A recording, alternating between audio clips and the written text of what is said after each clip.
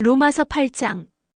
이제 당신은 행위의 율법으로 다스림을 받는 자리에서 떠나 그리스도 예수 안에 있는 마음의 법 안으로 들어가야 합니다.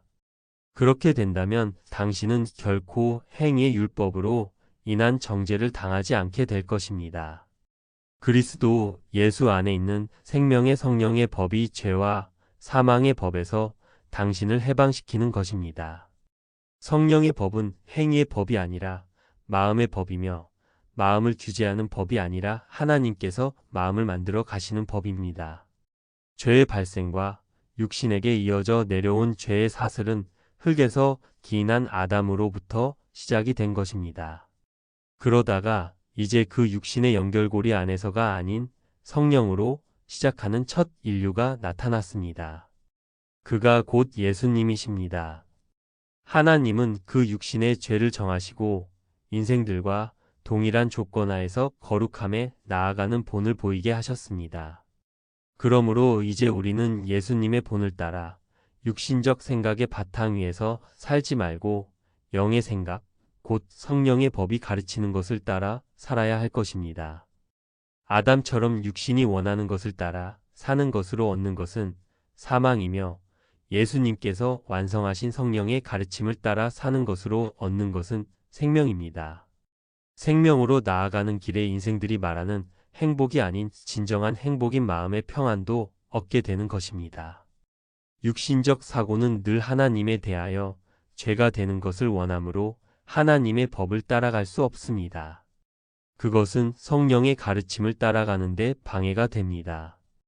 육신에 속한 사고로는 하나님을 기쁘시게 할 수도 없습니다. 그것은 하나님께서 제시하신 방향과 반대로 향하게 하기 때문입니다. 당신의 마음에 하나님의 영, 곧 성령의 가르침이 있고 당신이 그 가르침을 따라가면 당신도 성령으로 잉태가 되는 것입니다. 아담으로부터 시작된 줄기에서 벗어나 성령으로부터 시작된 영적인 인류에 속하게 되는 것입니다. 당신의 마음에는 그리스도의 영, 즉 하나님께 기름 부음을 받은 영이 있습니까? 그리스도란 기름 부음을 받은 자라는 뜻이며 기름이란 성경이 전하고 있는 하나님의 지혜를 뜻합니다. 그리고 그 지혜는 성경의 성령의 법인 잠언의 말씀 안에 있습니다. 그 지혜의 가르침을 따라가는 마음이 곧 그리스도의 영을 받는 것입니다. 예수께서 육신을 입고 따라가신 가르침도 잠언입니다. 복음서의 모든 가르침이 잠언의 가르침이라는 것을 확인해 보십시오. 누구든지 그리스도의 영이 자기의 마음에 없다면 그는 그리스도인이 아닙니다. 또한 그리스도의 영이 당신 안에 있다면 몸은 죄로 인하여 이미 죽은 상태와 같으나 영은 의로 인하여 산 것이 되는 것입니다. 그런 상태에서 연단의 기간을 지나 하나님의 일꾼으로 살다가 인생을 마감을 하게 되면 예수님을 죽은 자 가운데서 살리신 이의 영이 당신에게 예수님과 같은 변화된 몸을 입혀 다시 살리시는 것입니다. 그러므로 육신에게 져서 육신의 생각대로 살지 말아야 하겠습니다. 육신의 생각을 따라 살면 반드시 죽을 것이나 영으로서 몸의 행실을 죽은 것으로 여기고 살면 살게 될 것입니다. 하나님의 영으로 인도함을 받는다면 그는 누구이겠습니까? 그가 곧 하나님의 아들인 것입니다. 당신이 성령의 법을 따라간다면 당신은 양자의 영을 받은 것입니다. 그때 당신은 하나님을 아버지라 부를 수 있게 되는 것입니다. 마땅한 근거도 없이 하나님을 아버지라고 부른다고 하나님이 아버지가 되는 것은 아닙니다. 인생들은 피차간의 의기가 투합이 되면 의형제로 아버지와 자식으로 삼기도 하지만 하나님은 그렇게 인생의 마음대로 아버지로 삼을 수 있는 것이 아니라는 말입니다. 하나님을 아버지라 부르려면 마땅한 증거를 가지고 있어야 합니다. 예수님이 성령으로 잉태가 되신 것처럼 당신도 성령의 가르침으로 영이 거듭나야 하는 것입니다. 그것이 하나님이 인정하시는 증거입니다. 또 알아야 하는 것이 있습니다. 은혜로 예수님의 형제가 되고 하나님의 아들이 되었다면 그 영광을 받는 것뿐만 아니라 예수님께서 당하신 고난도 함께 받아야 한다는 점입니다. 물론 예수님은 그 고난은 연단을 위한 것은 아니었습니다. 하지만 우리가 당하는 고난은 연단이기도 하며 아울러 지난 세월 육신적 사고로 쌓은 담을 스스로 허물면서 당하는 고난입니다. 그 허무는 과정이 곧 깨끗해지는 과정이며 그 씻음이 곧 거룩함으로 나아가는 과정인 것입니다. 그러므로 인생이 말씀을 따라가며 당하게 되는 고난의 과정은 당연한 것입니다. 하지만 하나님은 그 과정을 벌을 받는 과정으로가 아니라 상을 받는 과정이 되게 하셨습니다. 그 고난 후에 자기에게 나타날 영광에 비하면 아무것도 아닌 것이 되는 큰 성과를 얻을 수 있게 하신 것입니다. 인생은 하나님의 피조물입니다. 우리는 피조물로 살기 위하여 길을 가는 것이 아닙니다. 당신이 성령의 법에 관한 나의 설명을 접하기 이전까지 당신은 하나님의 아들에 의한 다스림을 받으며 살지 않았었습니다. 당신을 다스리던 그들은 하나님의 아들들이 아닙니다. 당신이 이제까지 그들에게 굴복하였던 것은 당신이 원해서이지만 실제는 그렇지 않습니다. 하나님이 자기의 백성들을 애굽에 두시고 피조물에게 다스림을 받는 것이 괴로운 것임을 가르치기 위함이었던 것과 같은 이유로 인한 것이었습니다.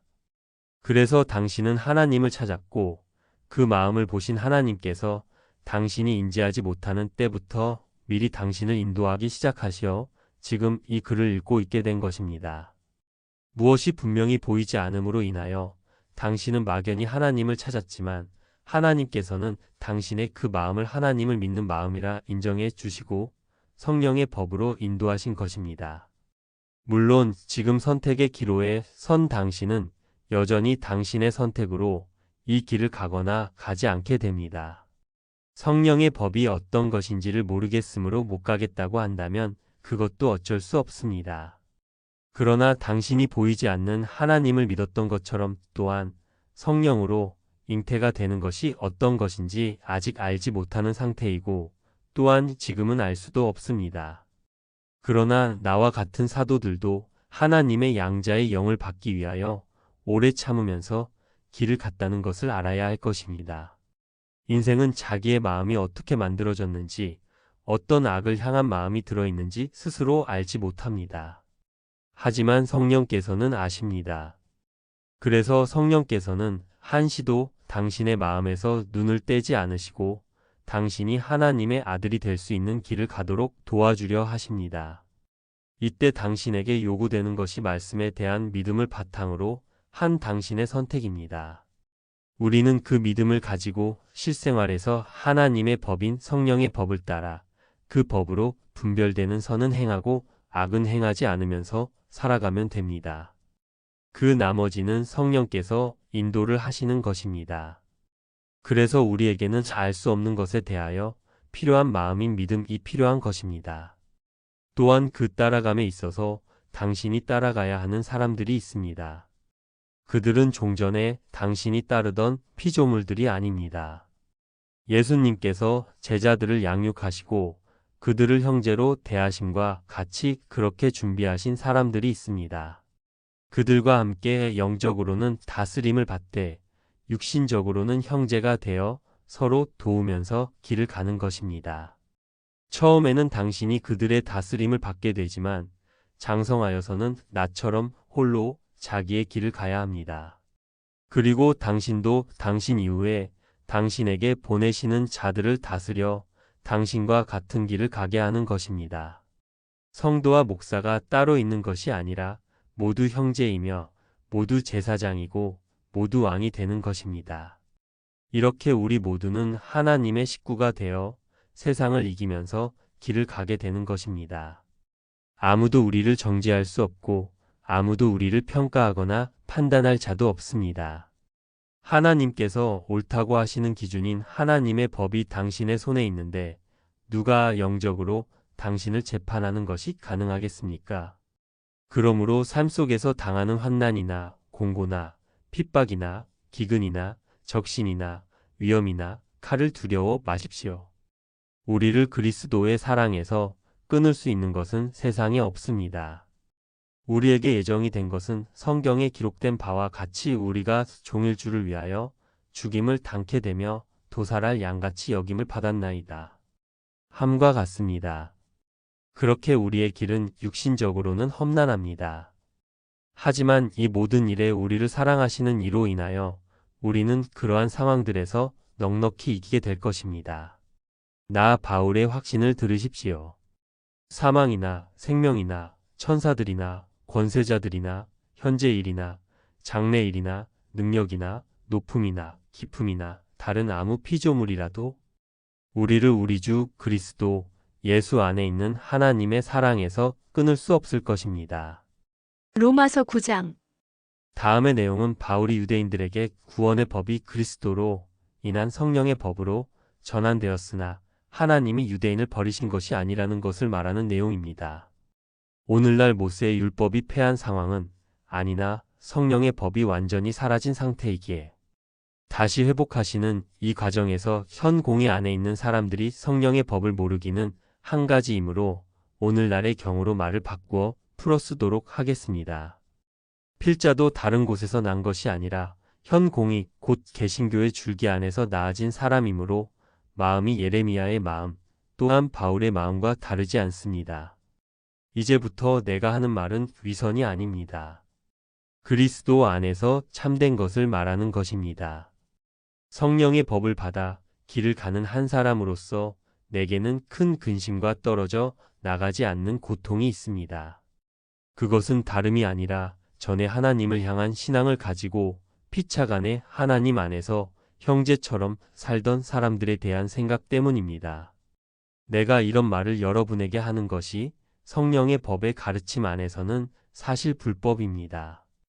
왜냐하면 그것은 등을 돌린 세상을 향하여 다시 고개를 돌리는 것이기 때문입니다. 그러나 내가 저주를 받아 죽게 될지라도 나의 형제인 여러분이 성령의 법을 따라 함께 길을 가게 되기를 바라는 마음이 간절합니다. 여러분은 그리스도인들입니다. 여러분은 그리스도의 가르침인 복음서의 말씀 위에서 신앙생활을 하고 있는 사람들입니다. 신앙의 줄기로 보자면 많은 종파가 있지만 여러분은 예수님의 보혈의 증거를 가장 분명히 알고 있는 사람들입니다. 그리스도께서는 만물 위에 계시면서 세세의 찬양을 받으실 하나님이십니다. 아멘. 여러분이 본 영상을 통하여 들은 성령의 법은 난 곳 없이 새로 나타난 것이 아닙니다. 잠언의 말씀이 곧 마음을 만드시는 성령의 법입니다. 그렇게 이미 성경에 있던 말씀입니다. 그 잠언의 말씀의 핵심은 예수님을 따라가는 조건인 자기를 부인하고 자기 십자가를 지라와 동일한 낮아짐과 비움입니다. 그러나 지난 공의를 관장하던 자들과 현재의 공의 관장자들이 이미 나타내고 있듯이 그들은 높음과 채움을 위한 길로 갔습니다. 그것은 하나님을 향해 가는 길과 반대의 길입니다. 그래서 여러분은 새벽에, 저녁에, 철야까지 하면서 높음과 채움을 위하여 기도를 했었던 것입니다. 그것이 여러분의 잘못만은 아닙니다. 말씀을 가르치라고 하나님이 세워놓으신 관장자들이 자기의 욕심을 따라 마음을 세상에 두었기 때문입니다. 입으로 예수를 믿는다는 시인을 했다고 해서 다 하나님의 자녀가 되는 것이 아닙니다. 하나님의 구원의 언약을 따르는 자만이 믿음의 조상인 아브라함의 후손이 되는 것입니다.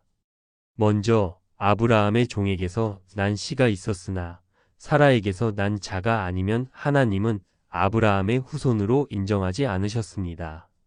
이삭이 자녀를 생산하지 않았던 때에 하나님께서는 미리 큰 자가 어린 자를 섬기리라 하셨고 그에 따라 동생인 야곱이 형인 에서를 제치고 하나님의 언약을 받는 사람이 되었습니다. 하나님의 구원의 길은 인생의 행위적 노력의 여하에 따라 그쪽으로 길을 열거나 닫으시는 것이 아닙니다. 인생은 누구든지 자의적 노력으로는 구원의 길을 열 수는 없습니다. 구원은 하나님의 뜻에 의하여 열린 길로 갈 때에만 달성될 수 있는 것입니다. 인생이 길을 모르고 있을 때에 자기가 처한 상황에서 구교로 갔든지 신교로 갔든지 불교로 갔던지는 중요하지 않습니다. 어차피 어디에도 바른 길은 없으므로 그것은 단지 자기의 성향을 따라 모르고 간 것에 불과하기 때문입니다. 구원의 길은 그런 자의적 선택으로 가거나 못 가게 되는 것이 아닙니다. 어찌 피조물이 스스로 자기의 구원의 길을 정하는 것이 가능하겠습니까? 하나님이 정하신 길이 성경에 있었으나 당신은 단지 지금까지 그것을 모르고 있었을 뿐입니다. 하나님은 모세율법 다음으로 성령의 법을 그리스도의 죽음으로 완성하셨고 그 길로 인생들에게 가라고 명하셨습니다. 그 성령의 법 안에 구원의 언약이 있는 것입니다. 하나님이 불의하신 분이겠습니까?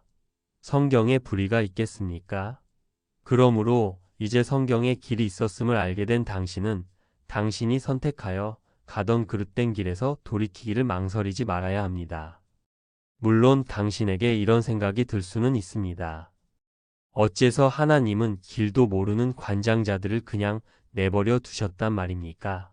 라고 말입니다. 하지만 다시 생각해야 합니다. 모세를 거역하던 바로도 하나님이 세우신 자입니다.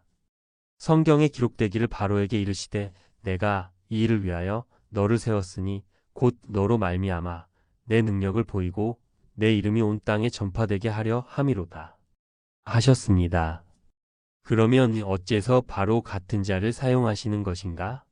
하는 생각을 하겠지만 모든 인생은 하나님을 향하지 않으면 그저 흙에 불과한 존재입니다. 흙이 잠시 사람의 모양을 갖추고 있는 것에 불과한 것입니다. 하나님이 흙으로 무엇을 지어서 사용하시든지 그것은 인생이 따질 일이 아닙니다. 물론 인생 스스로 흙이 되고 말 것이냐, 영이 살아 하나님께로 갈 것이냐는 스스로 선택을 하는 것입니다. 하나님은 바로에게 선택의 기회를 주지 않으시고 그렇게 쓰신 것이 아닙니다. 바로가 그 많은 재앙들을 보고도 하나님을 경외하지 않은 것처럼 오늘날 성경에 대하여 박사라는 칭호를 얻기까지 공부한 관장자들이 세상으로 간 것은 그들의 선택으로 인한 것입니다.